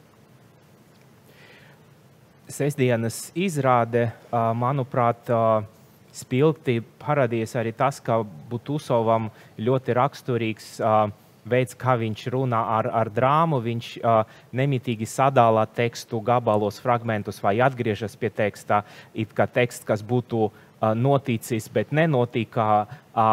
Tekstam ir sava tāda, kļūst par tēlu uz skatuves, bet tad tas vēlns nereti runā arī šajā iestudējumā par to, kā pārspēt Dievu to, to galveno autoru, tā ir sacensība. Induli, jums kā teologam specifisks jautājums par to, kā šodienas teoloģija, laikmetīga teoloģija skatās uz jaunrādi, uz ģēnija fenomenu un uz mākslinieku kristieti. Tad attiecības ar Dievu tieši jaunrādes procesā. Tāpat kā daudzas parādības sabiedrībā, es domāju, arī teoloģija jau nav kaut kas monolīts, kur mēs varētu tagad sacīt, ka visi domā tā. Es tiešām domāju, ka teoloģija ir gājusi kaut kādā ziņā, tā akademiskā teoloģija pat gājusi pa priekšu daudziem procesiem, kas sabiedrībā notiek, un neapšaubāmi šis ir vienmēr tas lielais jautājums. Cik lielā mērā teoloģija atkal ir kaut kas, kas atsedz, tā skaitā to, ko mēs nezinām, nesaprotam, kas mums parāda galu galā pašu lielāko jēdzienu, kuru pat nevajadzētu lieki izrunāt, kā drīzāk mistēriju, noslēpumu, kā kaut ko, kas ir tik ārpus visa, ka tā priekšā beidzot mēs dabūjam tādu veselīgu relativizāciju. Un cik lielā mērā tas ir vienkārši karoks, ko mēs paņemam rokās, un tas, kas kļūst par vienu no asiņainākajiem un nolietotākajiem vārdiem, kāds vispār ir iespējams. Un reizēm, jā, teologi paši to ļoti labi saprot, ka tad, kad cilvēki sāk apelēt pie reliģijas un reliģiskām jūtām un tā tālāk, tas nozīmē, ka tas kopējais agresijas līmenis ir jau sasniedzis baltkvēli, un nekas labs tur nav vairs īsti pat gaidāms. Tā kā es tiešām domāju, ka jā, teoloģija arī nemitīgi jautā šo vienu jautājumu, ko tad īstenībā nozīmē sacīt, ka ir tas viens, kas atšķirās no visa. Un kādā veidā tad mēs saprotam, ka ja viņš tiešām tāds ir, mēs viņu īstenībā nemaz nevaram tais savās ideoloģiskajās spēlēs ierakstīt. Ir tie priekšstati, kuri ierakstās spēlēs. Un tad ir mans dievs pret tavu dievu, katrs uz savas armijas jostām uzraksta, ka Dievs ir ar mums, katrs apslacīja ieročus un aiziet. Vai otrā gadījumā es pēkšņi saprotu, ka jā, tas viens ir tāds, kas ir tik atšķirīgs, ka es viņu nevaru privatizēt. Un tieši tāpēc viņš īstenībā ir kaut kāds jēdziens ar ļoti būtisku saturu. Pat ja es paņemtu visu esamības totalitāti, vienalga, iepratī kaut kam vēl citam, viņas dziļākajam potenciālam, tas ir tikai viena iespēja. Tā kā es domāju, radošums ir vienmēr bijis liels jautājums, tāpat kā ir jautājums, cik lielā mērā mēs tiešām esam radoši. Protams, ka kristīgā teoloģija un kultūra ir uzskatījusi, ka mēs nesam sevī šo te dieva līdzību, un viena no atbildēm ir, ka tas ir tas radošais process, ka mēs esam spējīgi radīt. Ja tu skaties uz krokodilu, tad viņš ir tāds, kāds viņš ir. Tu nesagaidi īpaši no viņa kaut kādas ļoti lielas panākumus un pārmaiņas. Tad, kad tu skaties uz cilvēku, tad tu saproti, cilvēks ir tāds māls, tiešām māls, kuru varētu ļoti dažādi veidot. Un kā viņu veidot? Un kā nebūt kaut kādu citu procesu kopijai, simulakram, ja? Kā būt kaut kam patiešām labā nozīmē jaunam, īstam. Tas ir lielais jautājums. Un es domāju, ka tas ir saistīts ar šo jēdzienu mistēriju. Tas ir saistīts ar to, ka nevis kaut kas ir paslēpts, tā ka nedrīkst par to runāt, bet kaut kas ir tāds, ko tu mini, kā tādu mīklu, kā tādu noslēpumu visas dzīves garumā. Droši vien pēc 40. Droši vien, ka pēc 40, varbūt vairāk. Bet man būtu vēl tāds papildus jautājums attiecību uz mākslinieka spēju attēlot dievišķo. Tātad dieva tēls mākslā, protams, ir devis milzīgu impulsu arī, tā teikt, no renesanses, pēc tam izauga arī, tā teikt, laicīga māksla, bet kā mūsdienu teoloģija skatas uz mākslinieciskas enerģijas spēju attēlot dievu, vai dievu vispār var attēlot. Rietumu kristietība, tāpat kā arī parastīcība izvēlējas, tā teikt, pirms vairākiem gadsimtiem tomēr dieva tēlus atļaut baznīcas telpā, un pēc tam tas pameta jau arī baznīcas, tā teikt, teritoriju un ir daļa no laicīgas kultūras, ir vairākas pasaules reliģijas, kas aizliedz to, ja, jo it kā dievs nav attēlojums, nav sasniedzams, nav pat izrunājums, vai ne? Šodien laikmetīga māksla, kas brīžiem var ievainot, ja, noteikti provocē, sadusmo.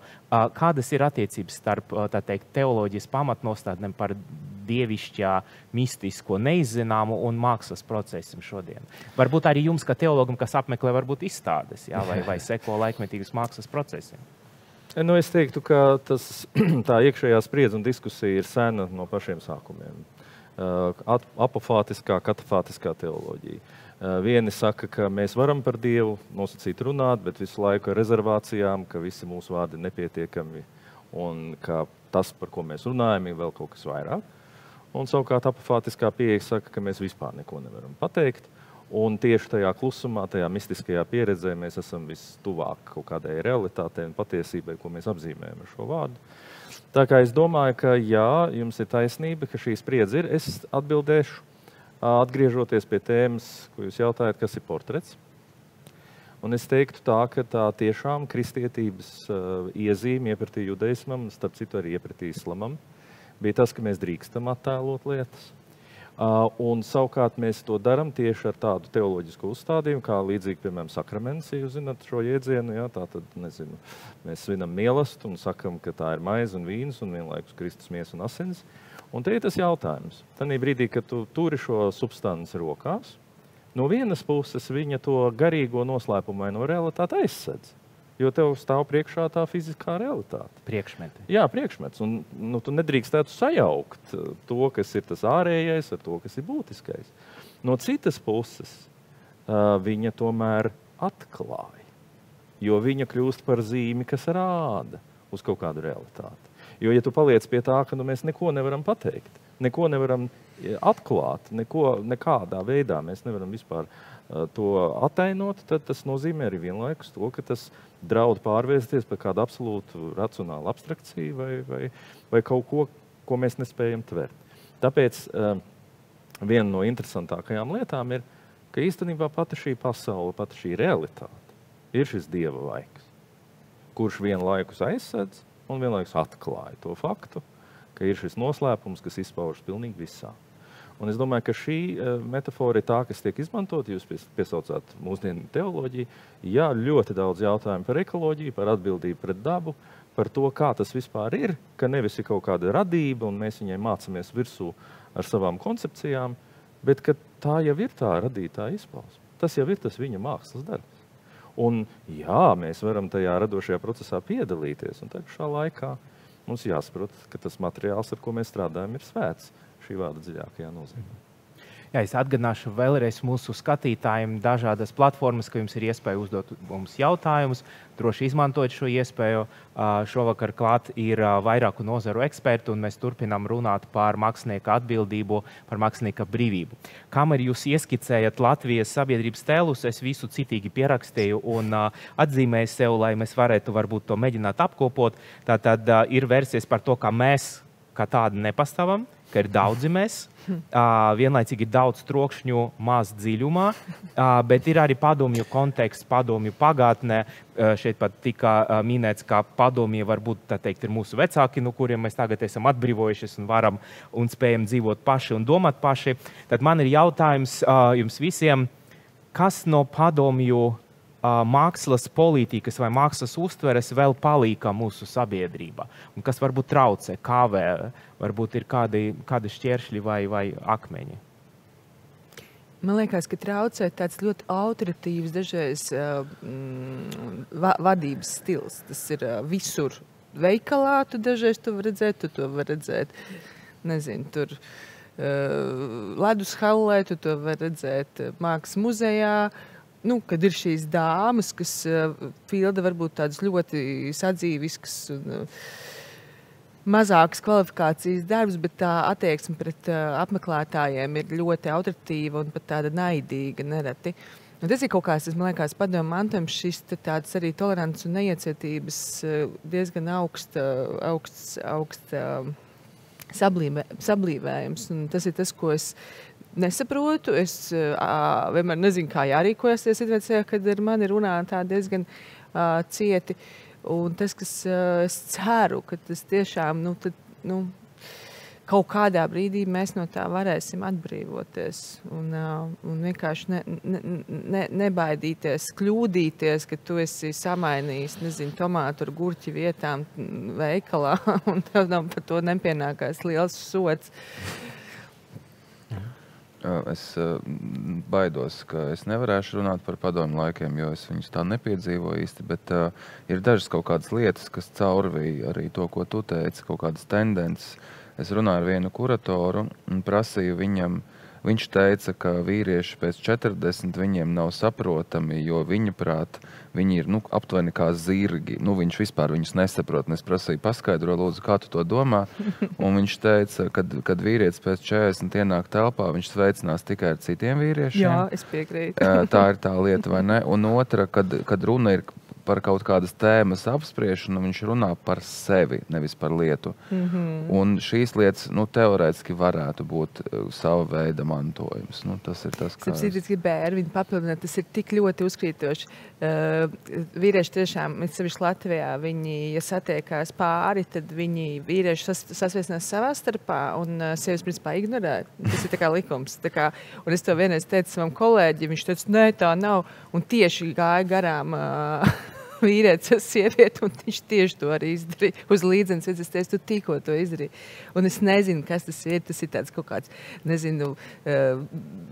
šovinisms, kas atspoguļojas tādā kaut kādā īstenībā trauktā, kaut kāda ieslēpta trauksme, kas tev liek vienkārši uzvesties ekstra šovinistiski. Es nezinu, bet tas ir neciešami. Tas ir, manuprāt, nepiedodami. Un, protams, ir izņēmumi, bet tas ir, es jau smējos. Es jau zinu, ka tā būs. Es jau uzreiz darbojos. Vēl viena lieta, kas tajā kontekstā, man liekas, būtiska, ir tāda, ka informācijas ir daudz, un tagad ir kaut kādas jaunas paaudzes un citi izaicinājumi, un tad tu skaties uz to, un tu nevari tajā visā noorientēties, tev tas sāk apnikt, un tu domā, nē, manā laikā bija labāk, bija skaidrāk, man vispār tāda problēma nebija, tāda problēma nav. Un man liekas, tā arī ir tāda, drusku tāda novecojusi lieta, ka tev jābūt atvērtam, vairāk jāklausās nekā jāsaka savs viedoklis, kura it sevišķi nav, vai viņš ir balstīts kaut kādā internetā vai tam līdzīgi. Un es to arī pamanu, ka tas varētu būt grūti reizēm, un arī tiešām ne visiem ir arī labie piemēri. Bet, ka vienkārši, ja tev ir kaut kāda trauma, piemēram, ka tevi modināja 5 no rīta un lika slaugt govi, un tu visu mūžu pēc tam par to runā, tad varbūt neobligāti visiem vajag slaugt to govi. Tas nenozīmē, ka viņi sliktāki, kūtrāki, vai vēl kaut kas. Šo tendenci es arī redzu, ka kaut kāda šī pārvarēšana, tā izpeldēšana augstā ūdenī, viņa biežāk, man liekas, rada traumu nekā, un tas rūdījums ir tāds brutāls, un reizēm traucē saklausīt citus, kuriem šī rūdījuma varbūt nav, vai viņš ir tur kaut kā citādāks un automātiski sliktāks, vai ne? Un to es arī pamanu kā tendenci, man liekas, tas arī ir sovietisms. Es pievienojos daudz kam, bet es pieliktu 2 vārdus. Es domāju, ka viens no padomju laika mantojumiem ir tas, ka mēs esam vairāk nodarbināti ar pareizumu nekā patiesumu. Tas ir tas interesantais. Pie tam tas pareizumu kategorija nomainījusies, tas vairs nav atbilstība kaut kam, bet, piemēram, lai es tur iederētos, lai es tur tiktu pamanīts un tā tālāk. Nevis patiesums. Un es to novēroju arī baznīcas iekšēnē, piemēram, ka tā ir ļoti tāda izteikta lieta. Visi nodarbināti ar to, ka tā, lai izdarītu visu tā, kā vajag. Un es domāju arī tajā, ka jūs jautājat tieši par mākslu, arī tas, pati šī ideja, ka mākslai tagad ir jākalpo pareizām lietām. Un pretī ir tas, ka pagaid, bet es tur vienkārši, kā tika sacīts, aizēju uz to savu, darbnīcu vai apsēžos tur, un tas mākslas darbs vienkārši piedzimst. Kā tika teikts, viņam ir sava loģika. Viņš vienkārši caur mani realizējas. Es pieslēdzos kaut kādā punktā, pat varbūt ne startā, kaut kur vidū, un viņš realizējas. Un tad brīdī es to nolieku priekšā. Kas ar to notiks? Kā tālāk tas būs? Tas nav tas jautājums. Ja tas ir patiesi. Un es domāju, ka tas lielais risks, vēlreiz atgriežoties pie mākslinieka atbildības, ir, ka tā vietā, lai tu paustu un rādītu to, apzinoties, kas ir aiz tā portreta, un tu parādītu līdz ar to sevi, tu sāc to viltot, jo pareizi ir tā, naudīgi ir tā, vajag šo mākslu darīt tā, tāpēc, ka tad es došu to un to. Un es domāju, ka šis ir gan tiešām liela taisnība, ka padomu laiks iemācīja šīs fasādes vēl jau vairāk, jo viss tā sistēma bija, ka īstenībā ir slikti, bet jāizliekās, ka ir labi. Un šī izlikšanās, ka ir labāk nekā ir arī liela problēma. Jā, Sandra, varbūt jums ir kāda versija? Ko lai es tur saku? Es pat esmu padomu laika produkts. Vienkārši jūs varat komentēt. Bet tad jums bija, es tomēr domāju, ka tā ir zināmā veidā individuāla tādā pieredzes izdevībā dzīvot 2 vēstures vai 2 telpas. Jā, un daudz ko, un varbūt tā ir arī tas savādāk safokusē to redzi. Man liekas, tie cilvēki, kas to atceras un pieredzēja, varbūt kritiskāki pret to, ko mēs brīžiem novērojam šodien. Tādēļ arī man ir tas jautājums, kas vēl ir palicis. Ja? Tad varbūt jums kā māksliniecei būs iespēja tas paralēlis. Ko es varu teikt? Tas, kas man ir palicis no padomu laikiem, to es pat nemanu droši pilnīgi droši, ka nē. Bet to, ko es varu teikt, padomu laikā, un man ir 80. gadi, jā, jau kā māksliniecei un kā pieaugušam cilvēkam, un atmodas laiks un 90. gads, un tad man tiešām, vismaz es personīgi domāju, ka šīs konjunktūras izvēles, kā būs brīva Latvija, tā viņas beigsies, vienkārši vairs nebūs tādas. Tas lielais atklājums bija, ka vienkārši nāk jaunas konjunktūras. Ka katram laikam ir savu konjunktūru, kur tev māksliniekam, un te es varu teikt to savu pieredzi, atkal citu paudžu māksliniekiem un arī man dzīvojot tālāk ir vienkārši tie spēles, tie konjunktūras izaicinājumi, tie laiki, tie sabiedrības prasījums, vai tam to dot, ko prasa, vai nedot to, ko prasa, vai tā sabiedrība saniknosies, ja es darīšu to, vai es palikšu nepamanīta, ja? Nekas nemainās. Un nekas nemainās arī tajā jautājumā, kas maksā, tas pasūta mūziku. Ja?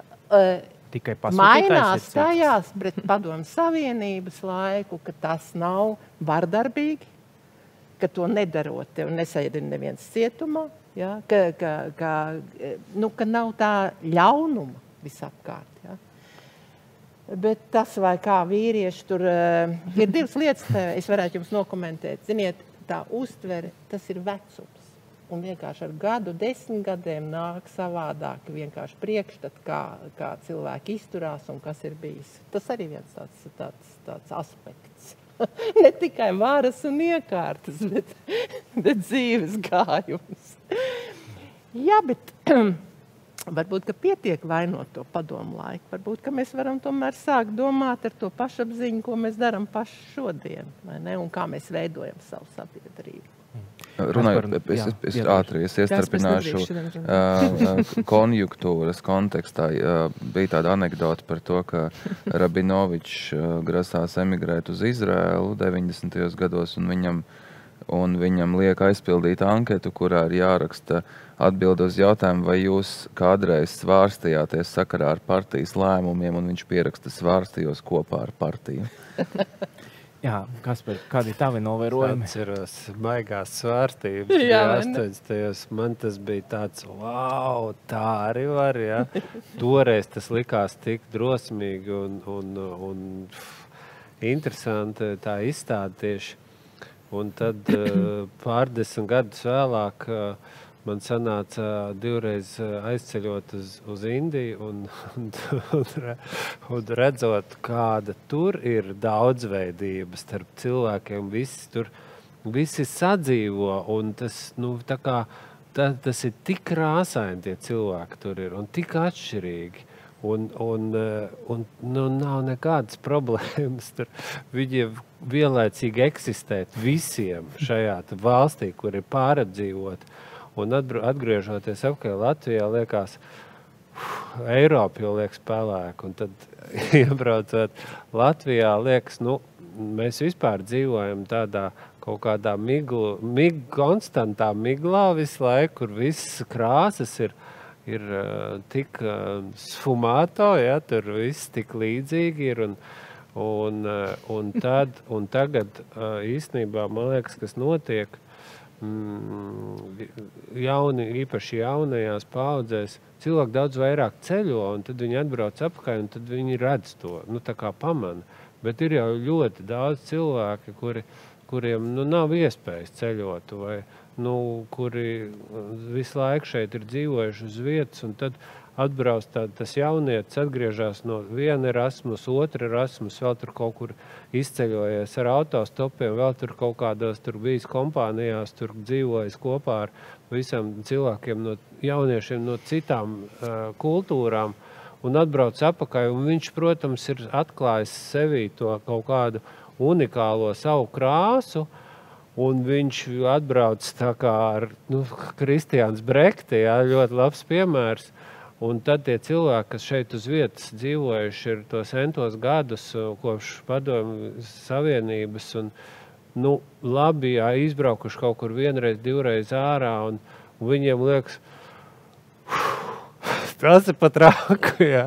Kur pasauli tagad vispār viss gāžās kopā, jā, kur mūsu vērtības un padomu laikos viss bija ļoti vienkārši. Tur bija tāds variants iespējams, šitāds variants, tāds, šitāds, viss ar to arī pietiek, jā, tur. Tagad ir tik daudz, un tas rada tādu apjukumu, un kur kas vispār ar pasauli notiek, un tā kā, man liekas, ka kaut kā, jā, ir tāda nedrošība, tās bailes pazaudēt kaut kādu savu pamatu zem kājām, redzot kaut kādas jaunas, negaidītas un pārsteidzošas lietas, īpaši kaut kādā vecumā, kad tu vairs tā kā liekas, tev jau viss tā kā skaidrs. Nezinu. Grūti. Man divas piebildes, kas par teiktiem. Mākslinieka atbildība ietver to, ka arī tavai paši izpausmēji atbildība ietver to, ka tu orientējies tomēr arī kultūras vēsturē, tu orientējies vispār vēsturē ar šī zināšana kopu, jo tad tu arī esi gatavs, jo tu arī eksperimentē, arī zini, pa ko tev iespējams būs pēc tam kaut kāda diskusija. Tu vari to darīt, protams, bet tev jāzina, ka tas ietver kaut kādu šo papildus jautājumu gūzmu. Tas ir viens. Un otrs, kas ir pilnīgi kaut kas cits, ko es gribēju teikt, kamēr Kaspars runāja. Man ļoti patīk tas hrestomātiskais John Lennon plakāts, ka viņš, man liekas, tajā viesnīcā ar Yoko Ono bija, kur bija rakstīts Don't hate what you don't understand.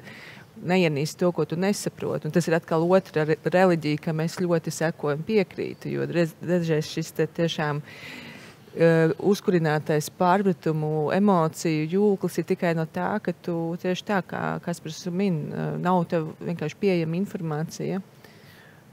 Es ceru, ka es nenonācu pretrunās, ko es teiktu, bet jā.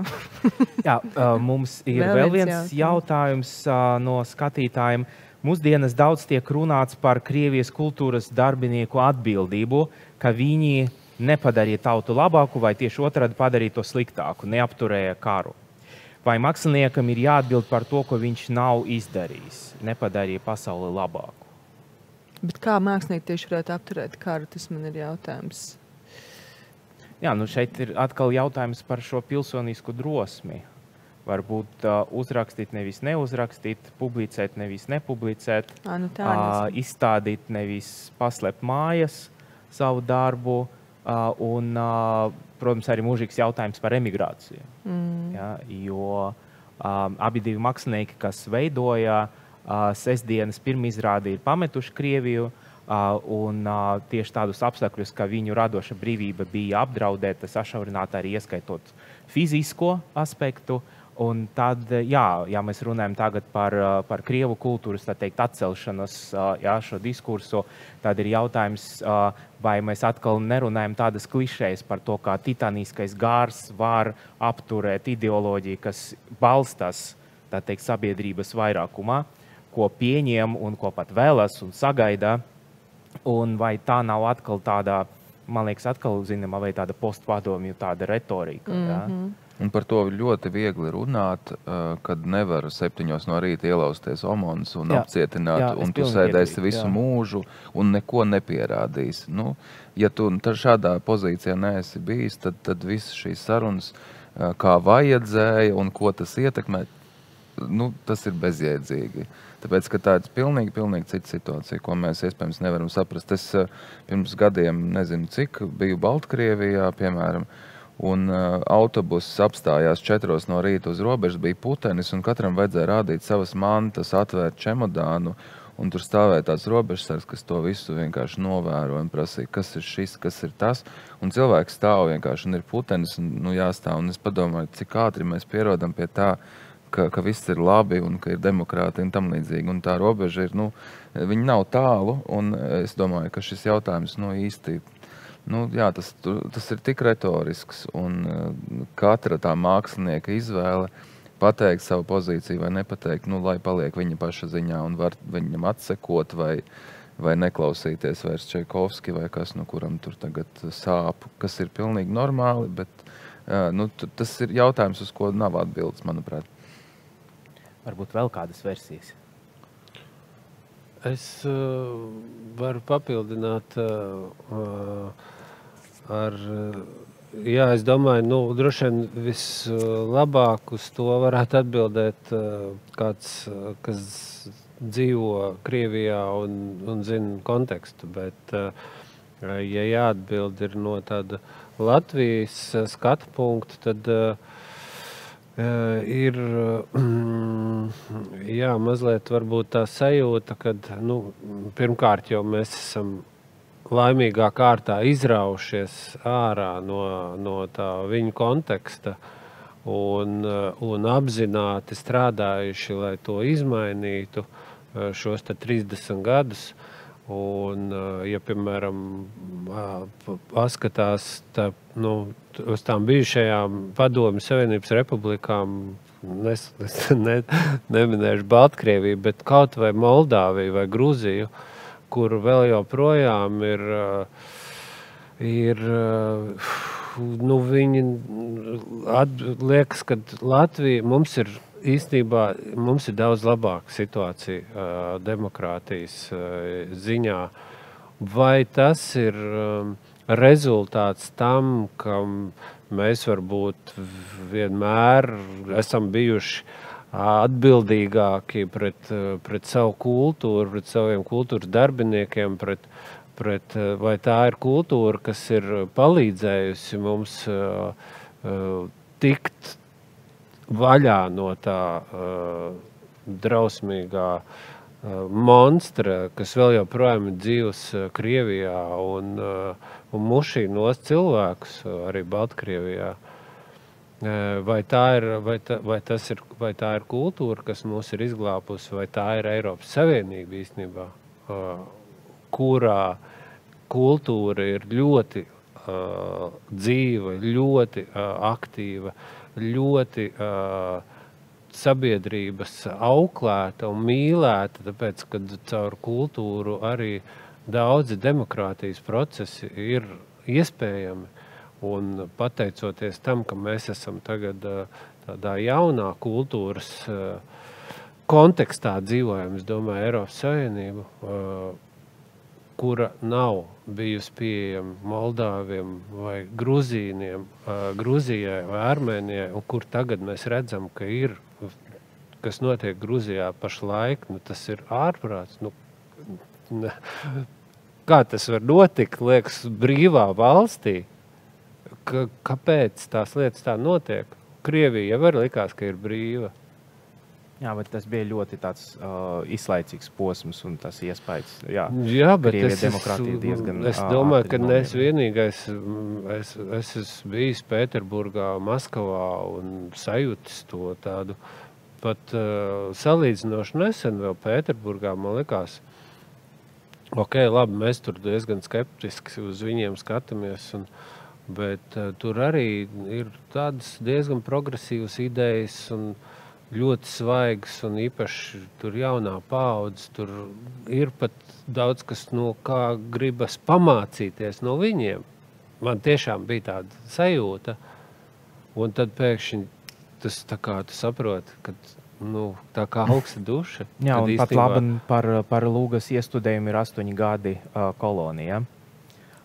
Jā, mūsu rīcībā vēl palika dažas minūtes, lai mēs varētu varbūt noslēgt šī vakara diskusiju ar jautājumu, kas daļēji izaug no šodienas diskusijas, daļēji varbūt ir pārveidojams no sākotnēja jautājuma par mākslinieku atbildību, sabiedrības atbildībā mākslas priekšā vai mākslinieku priekšā. Īsas versijas šoreiz mēs sāksim atkal ar tevi, tā lai mēs noslēgtu ar Lauru. Es turpināju domāt par to te varbūt kāds cits gatavs. Labi, jā, atkal brīvā secība. Sabiedrības atbildība mākslinieku priekšā ir tiešām necenzēt viņu un nebūt, tā kā vēlreiz, don't hate what you don't understand, nenīsti to, ko tu nesaproti, vai arī, ja vienlaicīgi tu vari domāt pilnīgi, ko tu vēlies. Tā ir arī demokrātijas privilēģija, tu vari darīt un domāt par to procesu, ko tu redzi vai patērē. Pilnīgi, ko tu vēlies, tu vari neiet, aiziet, protams, pēc pirmā cēliena vai pat cēliena vidū, tu vari darīt jebko. bet izteikt tādus pāragrus secinājumus bez varbūt arī pašanalīzes tādā nozīmē, kas tad ir tas, kas tev ir uztraucis. Tas varbūt ir tas pārsteidzīgākais, jo tas ir tas, ar ko es ļoti bieži sastopu. Šie ātrie secinājumi, tādas arī diezgan vulgārā formātā izteiktas pretenzijas. Es, protams, neiesaistos, bet tas, ko es sagaidīju, tā ir sabiedrības atbildība pret mani, vienkārši arī varbūt tā kā neiznīcināt pie pirmā pārpratuma, lai man ir iespēja vēl paskaidrot, ko es ar to varbūt esmu domājis. Es burtiski 2 vārdos pateikšu. Man liekas, ka pienākums ir izglītoties un trenēt iekšējo smalkumu. Jā, pievienojos, un es teiktu, ka sabiedrības uzdevums ir dot šo telpu, šo iespēju. Un, ja es varētu tādu vēlējumu izteikt, tad tomēr mācīties atšķirt to, ka, ja tas kliedziens ir patiesas, tad pat, ja viņš ir kliedziens, tas ir jādzird ļoti skaidri. Un varbūt īstenībā pat mazlietiņ būt skeptiskiem pret to, kas ir vienkārši acīm redzami, tāpēc, ka tas ir izdevīgi un vajadzīgi. Sandra? Es domāju, tāds kopējs atbildīgums pret savu valstisko kultūru un mākslu būtu arī tādā valstiskā pozīcijā.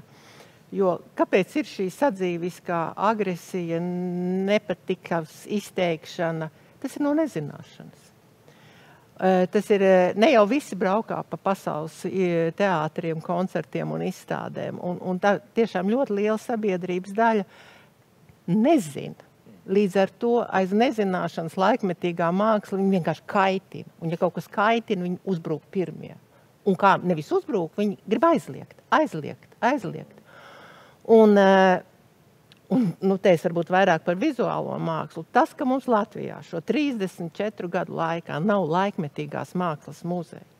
Tas, ka mums nav nevienā vietā pieminētās padomju laika pamata ekspozīcijas, kur mēs varētu saprast, kā māksla attīstījās 10 gadu pēc 10 gadus okupācijas laikā un kā tad mēs nonācām līdz tam 90.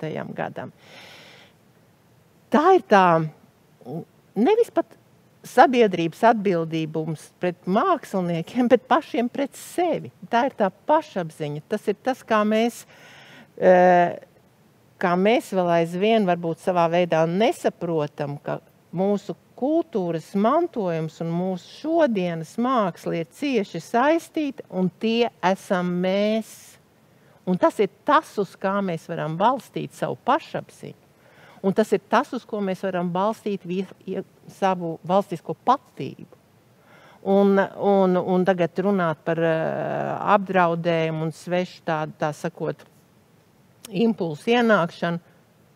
Pasakiet, kur lai viņi aiziet paskatīties par vizuālo mākslu? Ne tikai turisti, viesi, skolnieki. Kur lai viņi aiziet to paskatīties? Un tas man ir sāpīgs temats. Un es tagad pārtrauciet man, jo mans optimisms ir pazudis. Tagad es gribētu kādu, kas pabeidz sarunu jaukāk. Labi, pārtrauksim jūs un dosim vārdu Kasparam. Mēģināšu darīt lietas labāk, ko var. Man liekas, ka ja jau tie mākslinieki un kultūra nebūtu vajadzīgi, tad jau viņi sen jau būtu izmirusi. Bet tā tendence īstenībā ir, ka viņi tik iet plašumā. Un es domāju, ka tā sabiedrības atbildība, man ļoti patīk šis jautājums, kad ne tikai mākslinieks ir atbildīgs pret sabiedrības priekšā, bet sabiedrība arī ir atbildība pret mākslinieku priekšā. Un vienkārši uzticaties tā, kā jūs uzticaties daktariem, vai jūs uzticaties skolotājiem, vai jūs uzticaties autobusu šoferim, jūs neiet, tur neraujat ārā un stūri, un hei, muļķi, vajadzēja pa kreisi, to būs avārija, ja? Jūs vienkārši stāvat autobusā, uzticaties, ka šis šoferis jūs aizvedīs līdz galamērķim, un jūs būsiet laikā, un jūs būsiet nonākuši kaut kur savā tādī dzīves, tādīs 15 minūtēs, tur, kur jums ir jānonāk. Mākslinieks arī jūs aizvedīs veselu, labā. Vienkārši mākslinieks ir kā tāds kā terapeits, kā psihologs, kā dakteris, kā skolotājs, kā locis, kā šofers, viss tas kopā. Tādā, tur māksla vispār ir tik jocīga profesija. Kam tāda vispār vajadzīga? Bet ir vajadzīga. Un tāpēc ar viņu pastāv. Vienkārši uzticaties, jo mēs visi mācamies, attīstamies, strādājam, lai labāk kalpotu jums, lai tā kā palīdzētu jums, jo mēs jau redzam, tāpēc, ka mēs attīstam visu tās savas maņas. Viens tur attīsta acis, viens tur ausis, viens tur domas, domāšanu, viens tur kaut kā citādāk, bet mēs to daram, lai palīdzētu. Tā kā mēs jau nedaram to sev. Mēs daram bez skatītājiem. Aktieri droši vien, kad nenāktu, baigi tās izrādes netaisītu, jo te būtu tukša zāle. Mēs jau to daram sabiedrībai. Un vienkārši, bišķi vairāk uzticība arī tam pašam Kristiānam Brektam. Ja? Viņš jau zina, kāpēc viņš to dara. Viņš zina, kāpēc jums tur bišķi tā kā kaut ko izdarīt tā, lai jūs, kas tas tāds? Un viņš to nedara vienkārši tāpat vien. Citiem varbūt liekas, ka kas tās par muļķībām. Bet, jā, viss. Jā, paldies. Varbūt ar šo repliku mēs arī noslēgsim šī vakara diskusiju. Es mēģināšu ļoti īsi apkopot. Šī vakara diskusija ir cieša saikne ar sestdienas pirmizrādi, tāda Gogolis portrēts. Un man šķiet, ja mēs runājam par portrētiem, un šovakar jau bija piesaukts Brodskis vairākas reizes, viņa draugi, tie, kas viņu atcerējas, stāstīja, ka viņš bieži nepamanīja tos partijas vadoņu portrētus, un kad viss bija tā oktobra svētkos, visur izlikti milzīgi portrēti, viņš vai patiesi nezināja, vai varbūt stilizēja tos mazliet, veidoja savu portrētu un nesaprata, kas tie par vīriem. Un es domāju, ka nobriedušai demokrātija nav vajadzīgi vadoņu portrēti, bet varbūt vairāk pašportrētu, refleksis un varbūt vairāk Gogoļa ironijas, kas arī ir viņa noveles, viņa, tā teikt, poēma Mirušas dvēseles un vairāk uz citos darbus un arī viņa vēstules. Un īstenībā, jūs neticēsiet, bet tagad, sēžot šeit un strādājot arī ar telefonu, kur es apkopoju jautājumus, es pēkšņi nospiedu mūsu kopīgai grupā uz kādu pogu un parādījis arī profesora Igora Šuvājeva attēls, tātad foto. Līdz ar to es zināju, ka profesors šovakar būs kopā ar mums. Un es gribētu pateikt paldies jums visiem šovakar par mūsu diskusiju. Ļoti ātri atgādināsim skatītājiem, kas bija šovakar uz skatuves. Laura Groza, režisori. Ervīns Vārda, rakstnieks. Induls Paičs, teologs. Sandra Krastiņa, gleznotāja. Kaspars Lielgals, kultūra dzīves aktivizētājs. Un Denis Hanovs, kulturologs. Paldies jums par to, ka bijat kopā ar mums. Atgādināšu, ka šī diskusija būs arī ierakstītā, atradīsies arī arhīvā, un šī diskusiju vai sarunu cikls turpināsies, tā kā sekojiet informācijai un aktīvi ir iespēja piedalīties šajās diskusijas arī turpmāk. Paldies arī Mihaila Čehova Rīgas Krievu teātrim par šo iespēju veidot šodien šo diskusiju, reflektējam, lasam un apmeklējam teātrus. Paldies jums!